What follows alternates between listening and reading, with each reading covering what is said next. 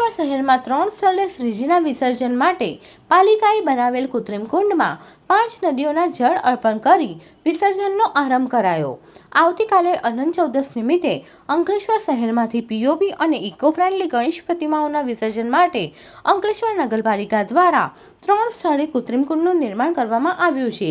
આજે સોમવારે પાલિકા પ્રમુખ લલિતાબેન રાજપુરોહિત, ઉપપ્રમુખ ભાવેશ કાયસ અને પક્ષના નેતાઓ, વિવિધ શાખાના ચેરમેન, સભ્યો અને અધિકારીઓની હાજરીમાં કૃત્રિમ કુંડને 11 કલાકના અરસામાં ખુલ્લું મુકાયું હતું। જૂની દેવી ગામના બળિયાદેવના મંદિર પાછળ જળકુંડ અને સુરવાડી ગામ પાસે બનાવેલ કૃત્રિમ કુંડમાં વિધિવત નર્મદા સહિત 5 નદીના જળ અર્પણ કરી શ્રીજીના કુંડમાં વિસર્જનની શરૂઆત કરવામાં આવી હતી। ગણેશ ભક્તો મંડળો અને પ્રજાને કૃત્રિમ કુંડમાં જ ગણેશ પ્રતિમાનું વિસર્જન કરવા અપીલ કરાઈ હતી।